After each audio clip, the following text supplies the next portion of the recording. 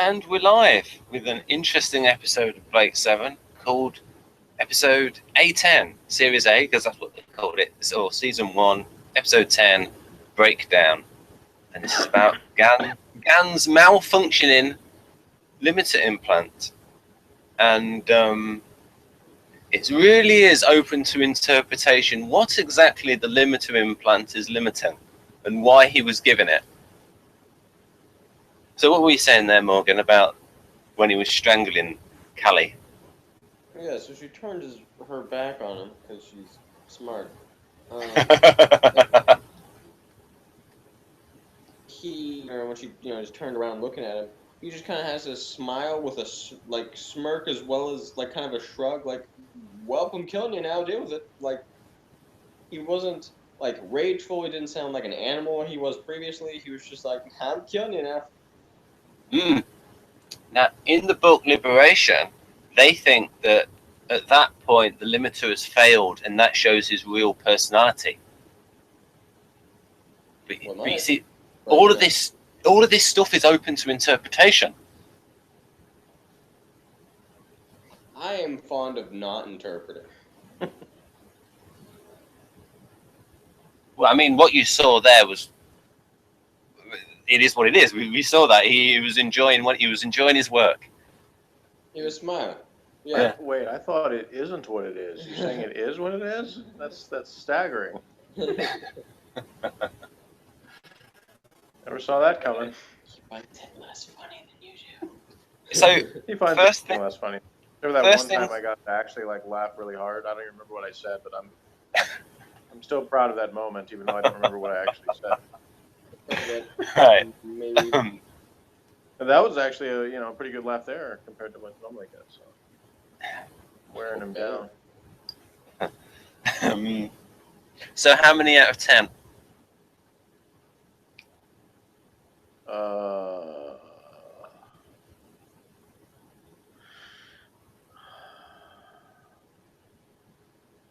I don't know. I'll have to think about that. Get back to me later. Okay. What about you, Morgan? Something out of 10? Something, okay. I thought there were multiple things that didn't make a whole lot of sense, as usual. But it wasn't a major problem with the story, I guess. I thought it was pretty decent, because even though there were multiple things going on, it wasn't super convoluted, which is... Do you want to tell everybody what went on, Ben? Yes, all right. And then I'll ask you both about the Avon subplot. Or rather, his story strand. Right. Okay, I'll read it out from Liberation. It's not too long. The Tony Atwood book's a lot longer. Breakdown. Okay.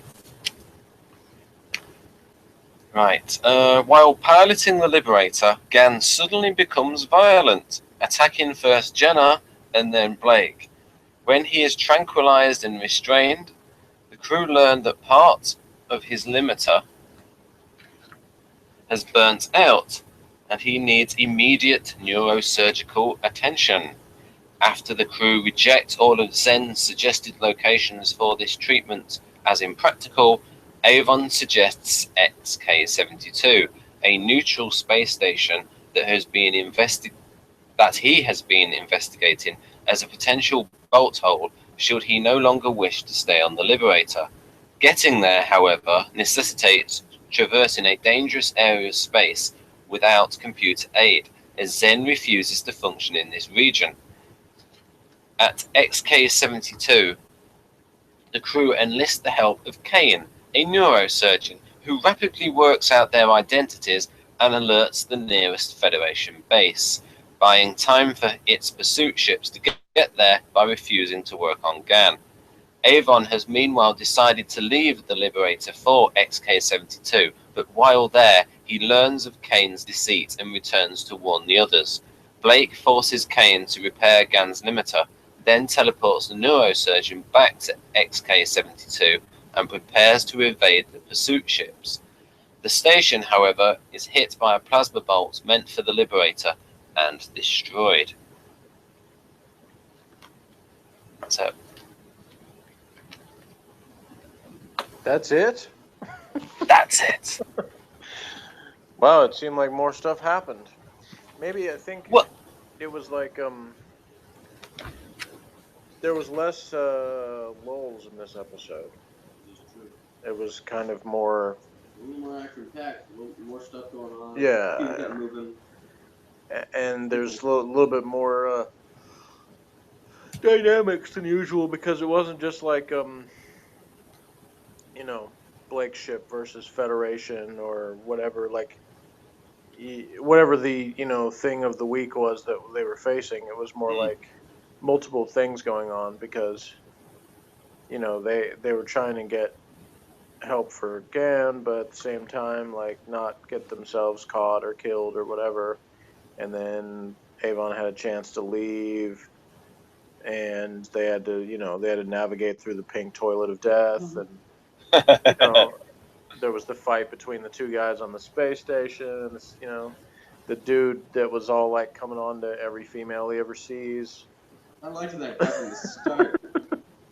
So there were a lot of different things working at the same time. But interestingly enough, but what I found interesting about that character Reno is though, don't let me is that go ahead, yeah, no, go. Oh yeah, is that he actually likes Jenna impressed by the fact that she's a criminal and that he called her a celebrity.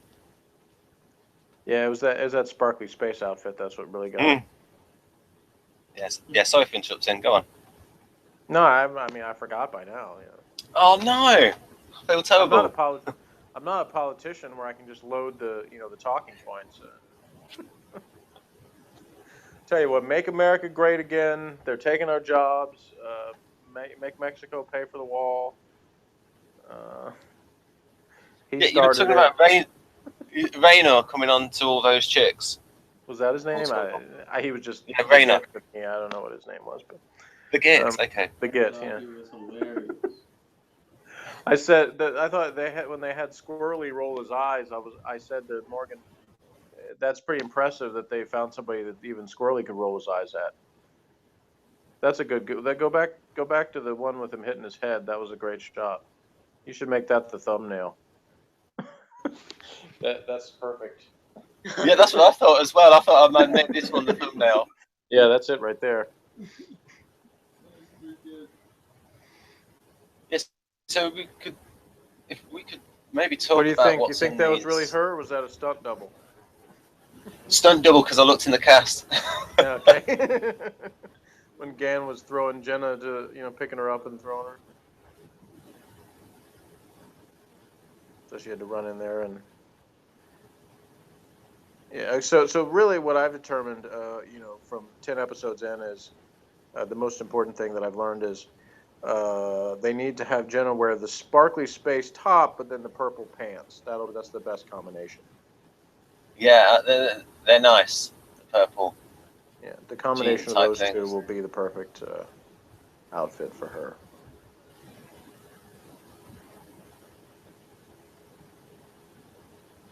And don't use Callie as your guard for anything. Yeah. Yeah. So what type do you think Callie best fits?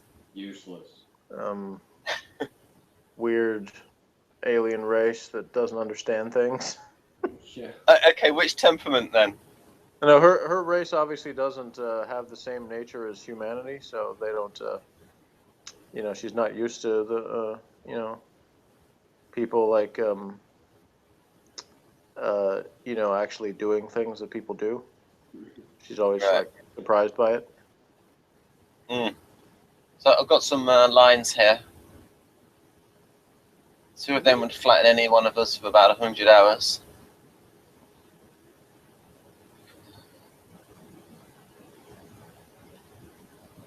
Yeah, there were a few things with. It seemed like with Avon in this episode, it really some of it was kind of sitcomish because it really was person says line to set up Avon punchline. There was a little bit too much of that. Yeah. Yes, it is quite stylized. The dialogue is. It's like, And well, people don't talk like this in real life, but it's good.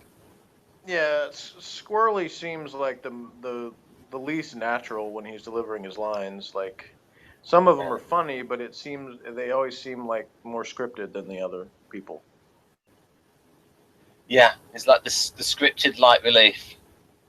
Yeah, I mean, I'm not saying he's a bad actor. I mean, you're fond of calling people bad actors, but I'm not. Um, I'm just saying that for whatever reason, either he chose to deliver it that way, or the director chose to, keep it that way, or whatever. Multiple directors, because he's pretty much been that way. But he's not quite that as much that way in some episodes. But this one was a little bit kind of. The dialogue was a little less believable in some parts. So it was like kind of a compromise because like the action was more exciting, but the dialogue was kind of less natural sounding. So I don't know. I haven't seen enough to really Well, know for sure whether it's a difference in directors because I know they kind of alternated uh, with this one that I'm going blank on the name and Pennant Roberts. mm,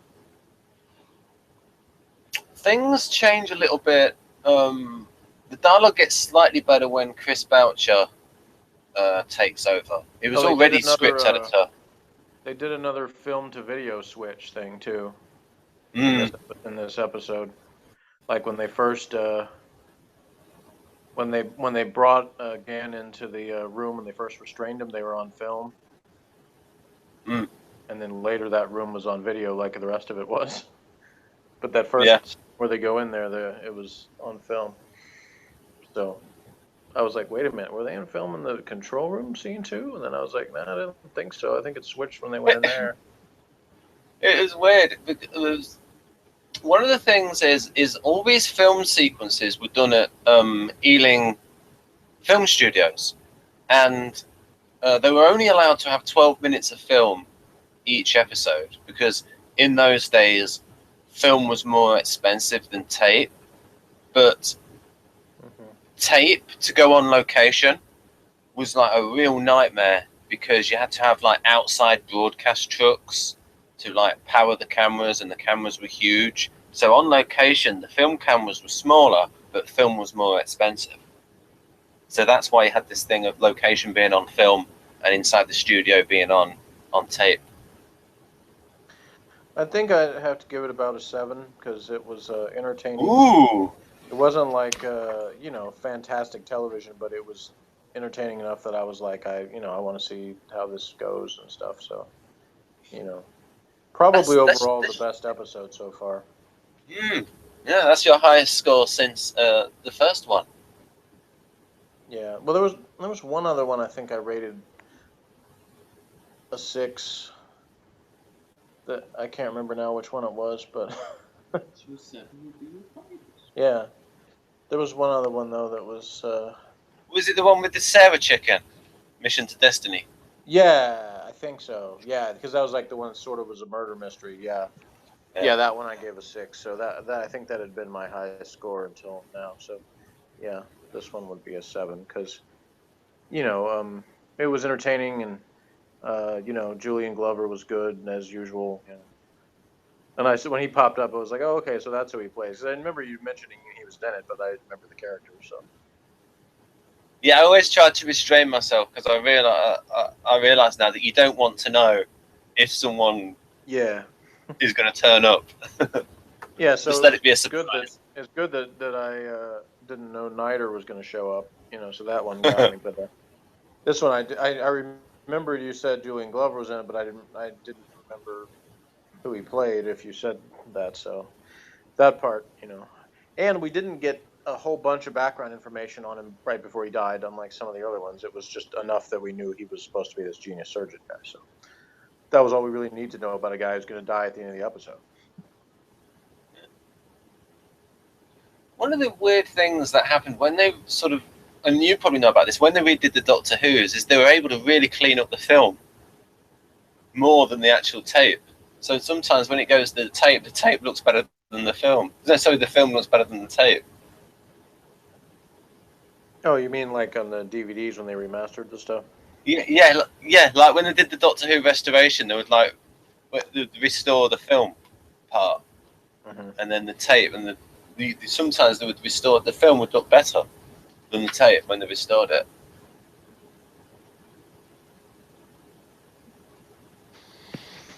This prop here is particularly not good enough in my opinion. The way this was done, it's just that could have been done better. Well, I mean, you can nitpick a lot of stuff that could have been done better. I mean, but I actually thought it was Part of the problem. One of the elements I thought was cool about this episode was the whole thing about like, it's the first time that the computer just flat out refused to do something. Like before, they refused to give him information, but in this one, it was like, nah, I'm out. You're on your own. It was like, your order's been rejected, and the only way that you're going to be able to do this is just flat out turning me off. So that was they introduced like a more interesting element into that, and then you had more of the of the conflict between the crew people and Avon just being like, okay, I'm out of here because you're stupid. Or I like it. Yeah, go on. So there was a little bit more tension and stuff, to kind of ramped it up when it wasn't, among the people that were regular characters as opposed to, manufacturing it for some random aliens that we just met, like, so as we're getting to know the crew people, there's like starting to be, reasons why we can kind of like, have actual like feelings about them and stuff, Good. Which I said at the beginning was the deal was like, that the characters weren't necessarily that compelling, but that, I was still open-minded for that they would become more interesting. And I think that, this episode might have been a little bit of a turning point in that, in terms of, there was a little bit more of characters sort of asserting themselves, like at the point that Jenna was like, I'm going to do this anyway. Even when Avon grabbed her and was like, no, you don't understand. And she's like, no, I'm doing this, so instead of just being like, yeah, whatever Blake says, because that had pretty much been her attitude in a lot of previous times. So yeah, you definitely get that with Avon. Like he'll say things in the maximum power, but like it must have been a bitch to redo this graph every time you move to a different area of space. I got this. See, I was reading it since you're reading the backwards names. I was like, okay, that's like Kissimmee, Florida, and like seeing his things on a map. But then it was like a choose your own adventure, because there's people watching and probably be like, okay, but let's not see the episode again if they went to the Federation planet instead. Because that was one of the other things they considered. Or what happens if you went to the one that was aliens who didn't like humanoids?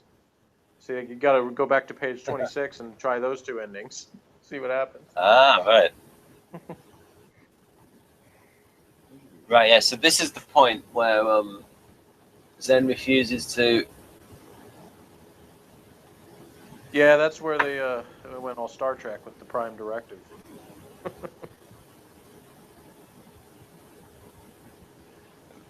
I mean, like there, Avon, when he said they're feeding scrambled signals into his brain. Well, and then he said he didn't really know if that was right because it's not his field. And then he looked pretty calm when he was strangling Callie. Oh, it said prohibited zone. My response would have been prohibited by who? I've been killed by the grammar computer.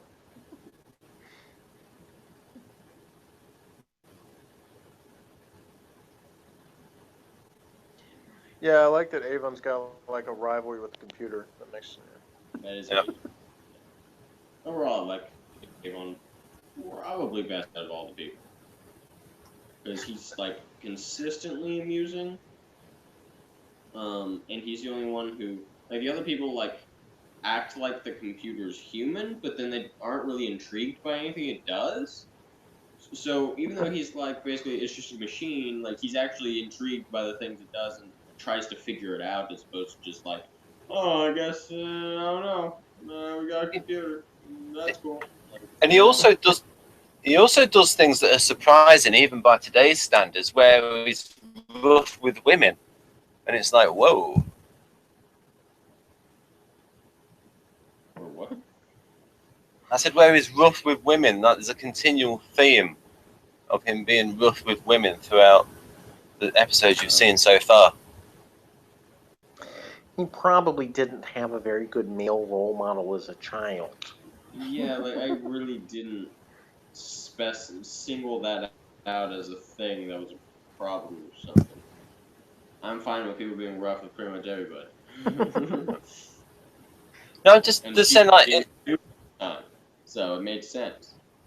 no, it's just that it's just something that's surprising. I'm not going to die, and you're the one causing me, trying to put me in a position where I have almost no chance of survival. I'm not gonna do this. The problem I had was that he actually basically went along with it. I thought that was dumb. Right. Because, like, you know, if he's into it enough to grab somebody, then why is he still going along with it? Well, because then his only other choice was to have the the eye thing go over his eye and then say we die. Or kill everyone. Well, yeah, but I don't think that would have really benefited anything. I find it amusing. He wants to survive himself, though, so he's not going to just kill himself if he thinks there's a better way out. Yep. Kind of the Farron or whatever his name is. I guess the doc kind of did him a favor, like because he was knocked out when the place exploded, so he didn't even know that happened. So, so how much? So in terms of the Avon storyline, what? How much would you give out of 10 for the Avon storyline? Well, I'm not going to rank individual storylines. Okay, fair enough. Or try to rate each one. I give Jenna's outfit an 8 out of 10. Yeah, I do as well. Like I said, it could get a 10 if you combined the two. Give Callie's stupidity a 47 out of 6. Gan's growling a 12 out of 15. Yeah, that's 12. And he's oinking. I mean, I was like, okay, 13, 12 and a half out of 15. Maybe almost a 13. Yeah. This guy's missing this target he's trying to hit isn't moving. He's got a spear. Squirrely's eye roll gets a 6 out of 7. Yeah, and this is where Gan is manipulative, and I just like to sit up, all this kind of stuff. Sounded like a deranged child at the time, so I was like, why would you believe this creepy version of Gan anyway? Explosions, 8 out of 9. Had some good explosions in this one. Yeah. And then he's got that sick expression on his face when he's doing it. Yeah, it's like, it's obvious she has very little experience dealing with humans. Puddles. Huh? Nothing. What was that? Nothing. I think you called this the pink toilet of death. Yeah. Yeah, the swirly, yeah. I mean, it pretty much looks like, they put some dye in the water and then flush the toilet and just videoed that. Oh. Yep.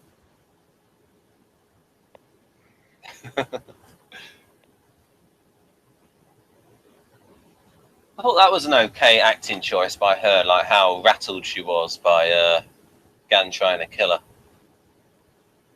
Well, you'd probably be rattled too. Yeah. Most people are by someone trying to kill them. And then that's where it switched to tape. It's the same. No, slightly different.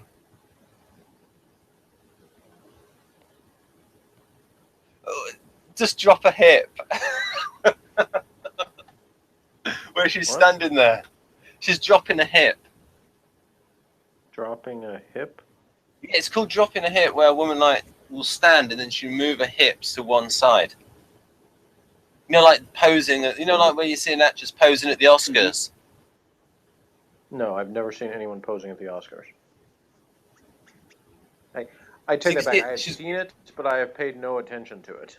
Right. So you can see there she's like moved her hips over to one side. So that's hips. That's Dude, good. you compare things to your time. A lot of people's hips. Yep. It's called dropping a hip. Right.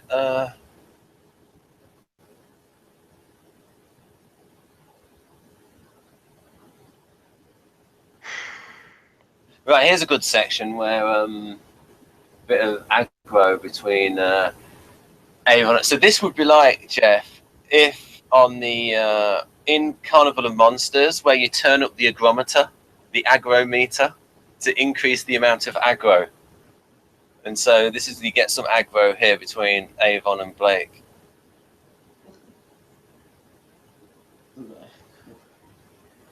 I'm finished. Their review requires a degree of stupidity of which I no longer feel capable. Oh, you're just being modest.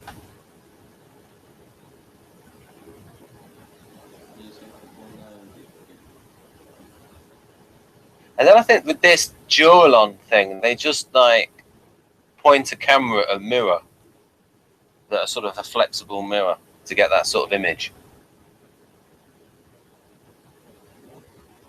To get that distorted image.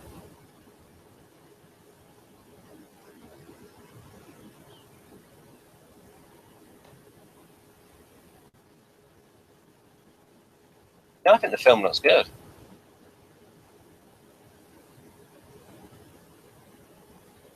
And there's no black bits on the film, like artifacts, so they must have really cleaned up the film. Hey, that's a little racist, Ben. Oh dear, what a shame.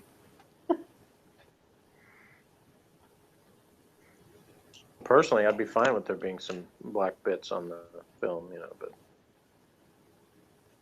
but I guess in the future it's pretty white. Well, you don't know what's going to happen in future episodes. You're right. I'm not I going to don't. imply anything. So far, 10 episodes in. 10 episodes in, it's pretty white, yeah. Well, things change. We'll see. People get shot. Yeah.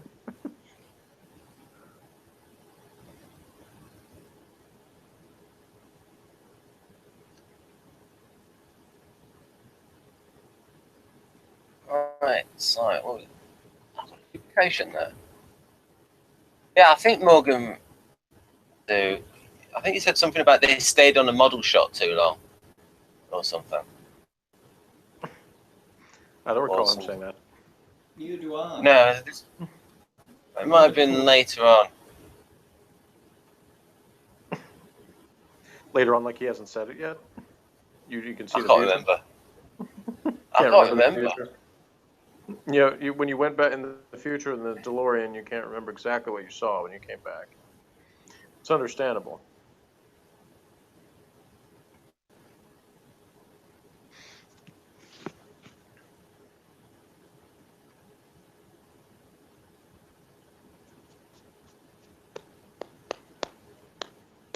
Right. So what are your impressions of Gan and his limiter?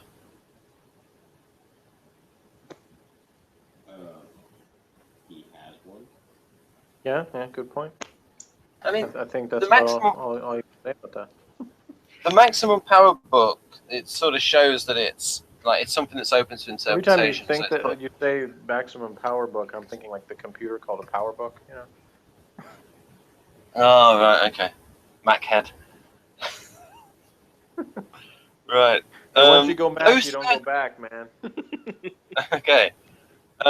Those certain other guidebooks may suggest Gan was a sexual pervert who had a limiter placed in his brain to stop him attacking women. We think he just fancies Jenna a bit and was annoyed Blake got there first. Did he really get there, though? He did. You say he did? No, you say he didn't. I mean, if it haven't showed that yet, so. Yeah, my iPad is flaking out, so if I just disappear, sorry about that. Okay. Being very weird. From reality. Well, it keeps on like reloading things and acting weird. I'll quickly. It wanted me to do an update, but I haven't yet, so maybe that's Just trying to get you to update. I remember Probably. one time on your The on threat. your larger Mac, you did an update and it slowed everything down and caused a problem for you, Yeah. didn't it?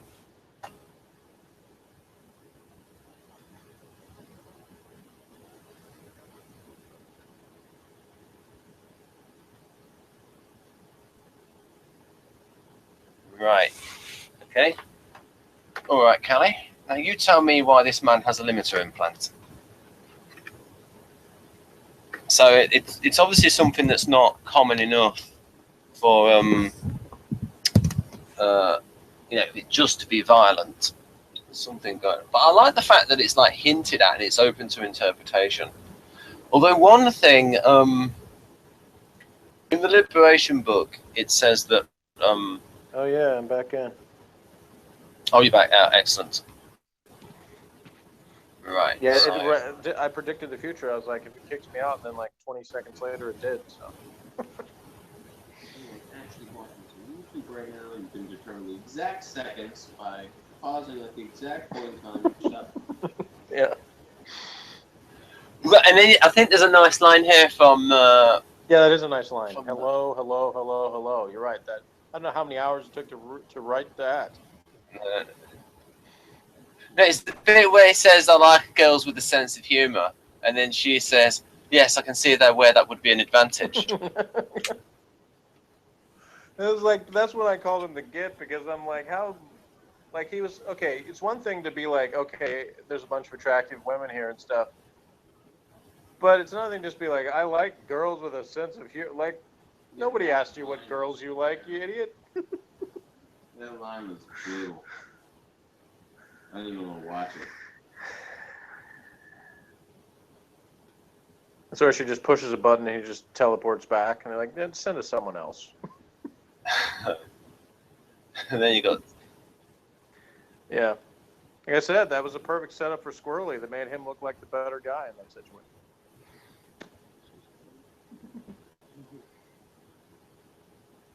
Now that guy, he was probably the most believable of all of them, the Farron dude, like, because he was just like, you know, he was like, I'm all for doing the regulations, but it seems like something could benefit me here, so maybe I'm a little bit not quite with the regulations.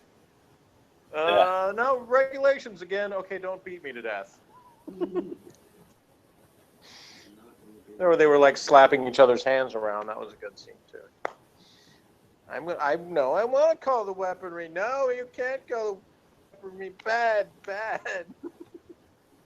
But I do like how Reno is. But I want He's impressed. No. But he's actually impressed by Jenna, not just by what she looks like, but the fact that he's like hot for her because she's like this criminal. Yeah, I understand. Like, I mean, I'll reveal this to the audience because I'm sure everyone is dying to know this. But I've always had a crush on the Winona Ryder since I was a kid, and so that was true. Like already, I had a thing for her for a long time. Then when she got busted for shoplifting, like she just went up in the stratosphere. Like I loved her even more than I already did.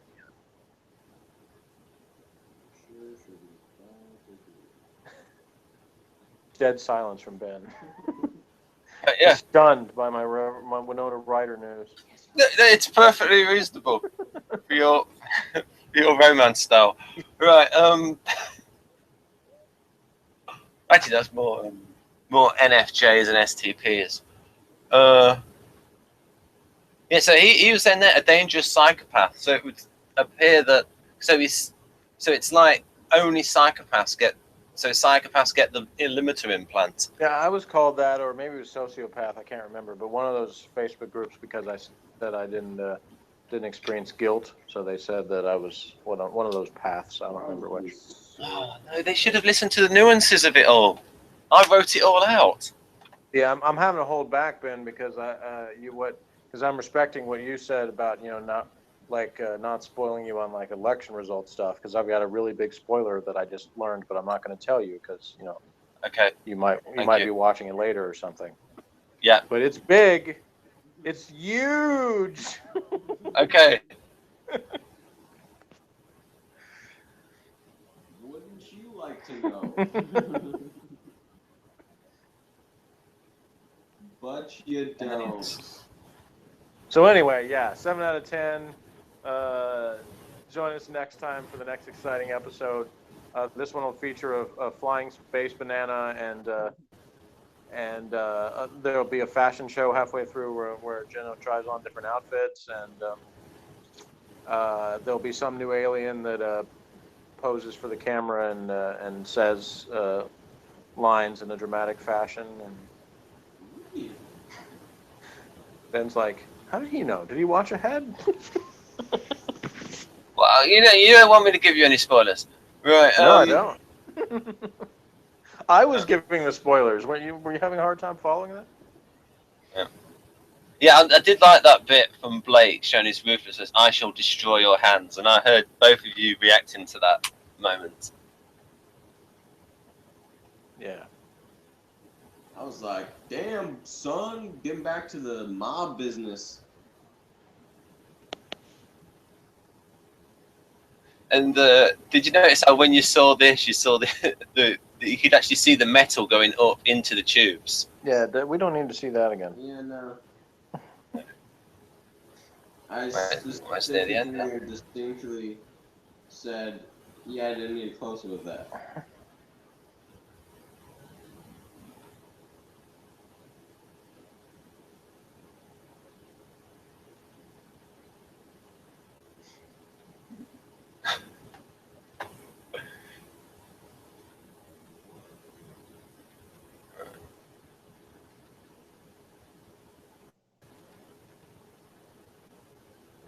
Right, and then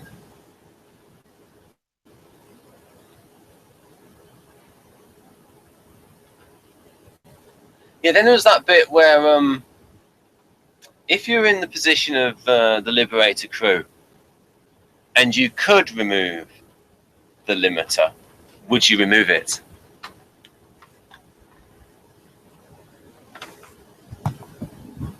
Oh, sound's gone off. I just got some funny bits from. We can end on the funny bits in the Maximum Power book. Right.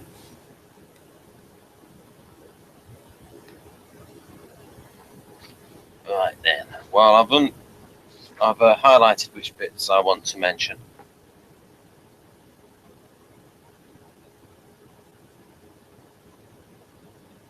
I think next time I'll try to do fewer slides.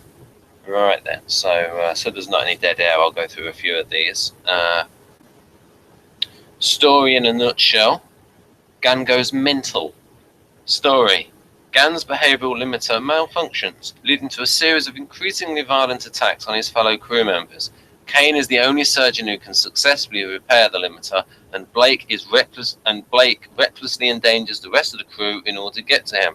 Kayn isn't happy about saving a traitor to the Federation and alerts the authorities.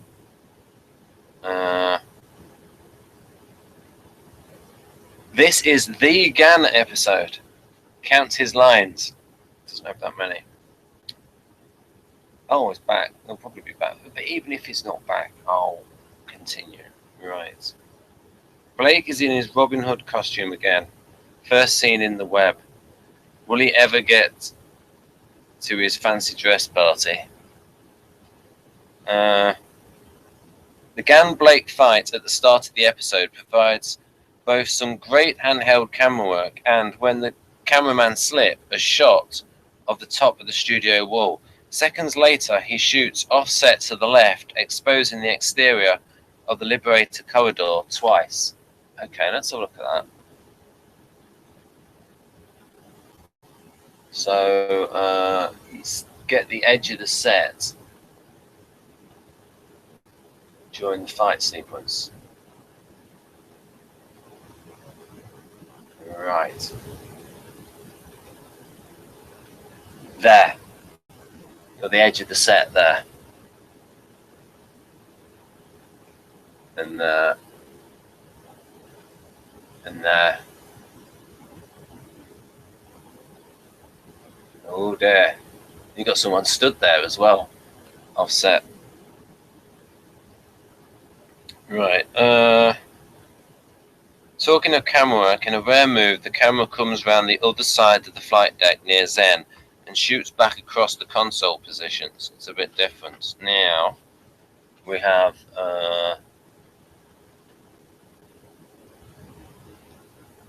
here we go. The Liberator medical computer is apparently voiced by David Jackson. Suppose they had to give him something to do after the first scene. Now, in the... I think it is David Jackson. In the book, it says it's Michael Guns. Then we've got...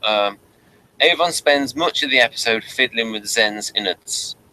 Right. Those certain other guidebooks, such as S01, Liberation, may suggest Gan was a sexual pervert who had a limited place in his brain to stop him attacking women. We think he just fancies Jenna a bit and was annoyed Blake got there first. Right. The main indication of Gan's instability is that he squeezes his hand together a few times while lying on a medical bed. Incidentally, this was the week the blood donation service came to the BBC, because it was like, do that, and then you can get your blood before you have to do a blood donation. Right. David Jackson does his pig impression when he tries to escape the secure bed. Oink. At one point, Jenna stands next to the secondary screen with her hand on her hip, like a camp mariner on shore leave in Portsmouth. That star chart, yeah, I've shown you that before. It's where Jenna is dropping a hip.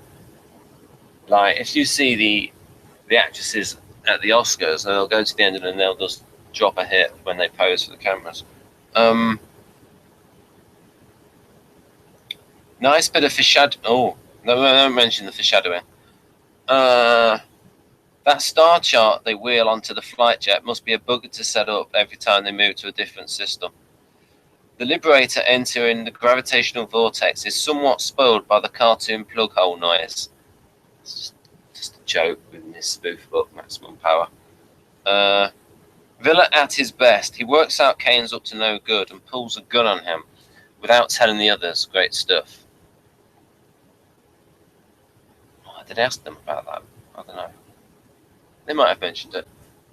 Right.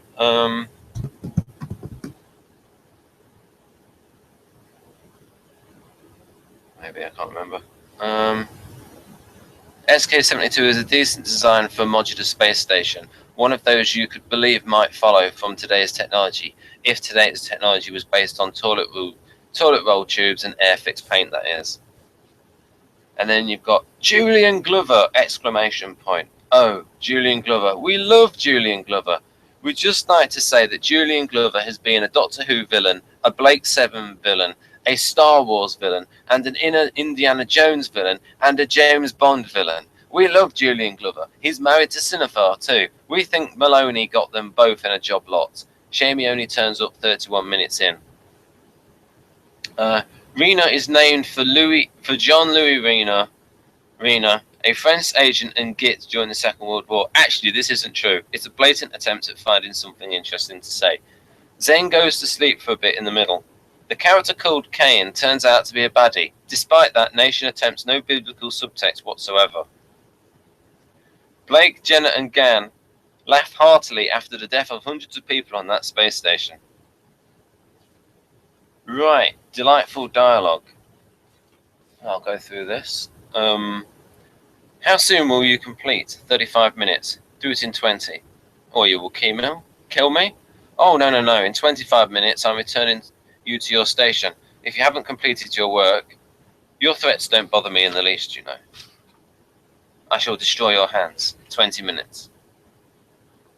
And then to put here, something Boucher this way comes. I think Chris Boucher may have worked on that.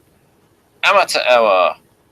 Look closely at the left side of the frame when Blake says we've made it. We are through. Over the shot of space on the secondary screen, the stars can be seen passing over the edge of the set. Right, I'll have a look at that. Right, we've made it.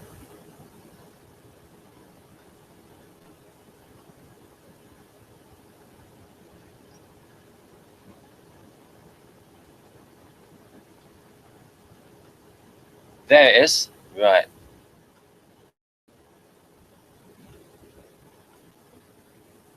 Right, what they mean is the stars passing over the edge of the set is right here. As you can see the stars there. As the stars move here, you can see it there, just on the edge of the set.